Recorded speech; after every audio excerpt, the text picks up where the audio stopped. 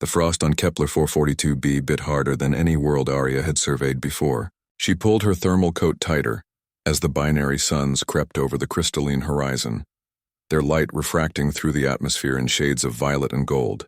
The distress beacon had led her here, to this abandoned research outpost on the edge of the contested rim. But what she found wasn't human survivors. 3 creatures huddled in the wreckage of a supply crate, their fur matted with dried blood and ice. They were no larger than earth wolves, but their 6 legs and the intelligent gleam in their amber eyes marked them as something far different. Alpha predators, the survey logs called them. Apex hunters of this frozen world, feared even by the krill raiders who destroyed this outpost. The largest cub raised its head, lips curling back to reveal rows of crystalline teeth. Its growl was a subsonic rumble that made Arya's bones vibrate. "Easy," she whispered, crouching slowly. "I'm not here to hurt you." The cub's growl intensified. Behind it, the 2 smaller ones whimpered, their breathing shallow. Frostbite had blackened their paws. Without intervention, they'd be dead within the hour.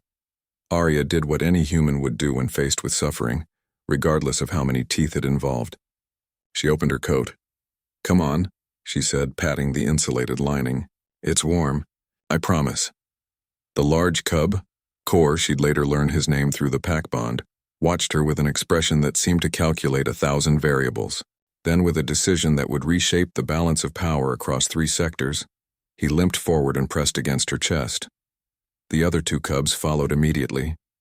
Their bodies were furnaces against her skin, their rapid heartbeats syncing with her own.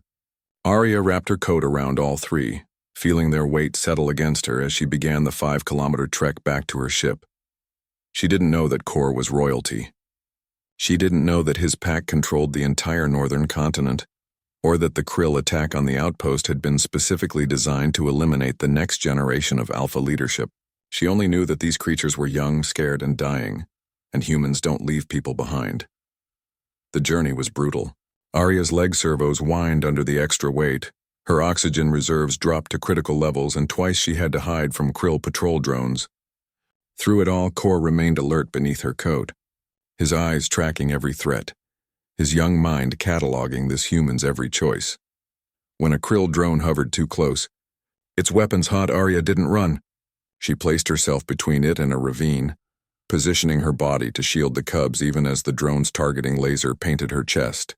The machine's AI calculated the scenario. 1 human, minimal threat, non-combatant signature. It moved on. Kor felt her heartbeat remain steady throughout. No fear scent. No betrayal instinct. Just absolute commitment to their survival over her own. By the time they reached her ship, the Nightingale, the cubs were stable. Arya's medical bay wasn't designed for xenobiology, but she improvised, synthesizing nutrients from her own ration packs, adapting her pressure bandages for 6-legged anatomy, even singing earth lullabies when the youngest cub whimpered through the night. Kor watched everything, learned everything. 3 days later, a pack fleet materialized in orbit, 70 ships, each bristling with weapons that made krill dreadnoughts look like toys. The Alpha Matriarch herself descended to the Nightingale's hangar, a creature of such primal magnificence that Arya's hindbrain screamed at her to run. But she stood her ground as Kor and his siblings bounded to their mother, yipping and howling their story in subsonic frequencies that rattled the hull plating. The matriarch approached Arya, close enough that her breath fogged the human's visor. Then she did something unprecedented in 10,000 years of Alpha history. She bowed. "Pack friend," the translator rendered her growl. "Cub shield. Human." "Just doing what's right," Arya managed, her voice shaking only slightly. "The krill return at dusk," the matriarch said. "They come to finish what they started, to cleanse this world of my bloodline and claim our hunting grounds." Arya's tactical display lit up. 200 krill ships incoming, backed by 3 carrier groups. The research outpost had been bait. "This was an invasion force. You should evacuate," Arya said. "Get your cubs to safety." The matriarch's laugh was like an avalanche. "You misunderstand, human. My cubs are already safe. You made them so." She turned to Kor, who stood straighter, his juvenile frame already showing the breadth of his adult form. Now they returned the favor. As dusk painted the sky in crimson, the krill fleet dropped from hyperspace with all the confidence of a species that had never known defeat on this world. They found the human ship alone on the surface, a single, insignificant target. They didn't see the Alpha Pack fleet until it was too late. But more terrifying to the Krill was what they saw leading the attack.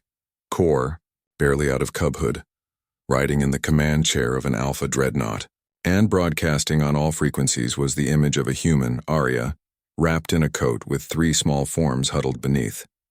The message was clear in every language. This is what happens when you threaten a human's pack. The Alphas had been fearsome before, but now they fought with something new. Something learned from a shivering human who'd shared her coat in the dawn cold.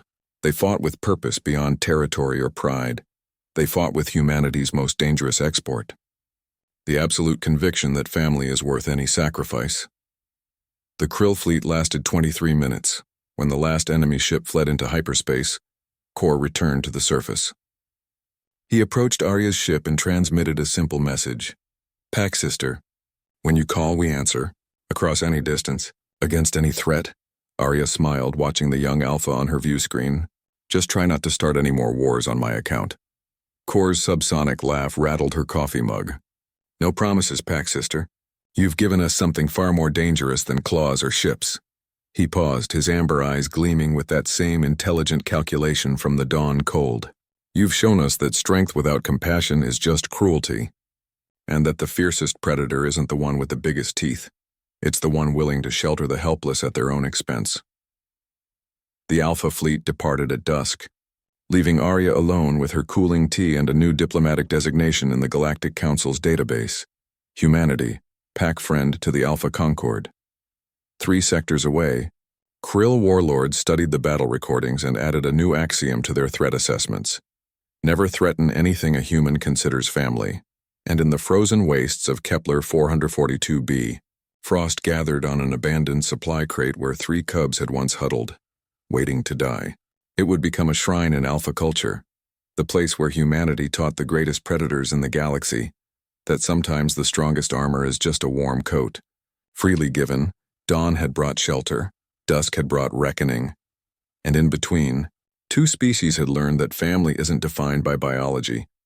It's defined by who you'd brave the cold for, even when every logical reason says to walk away.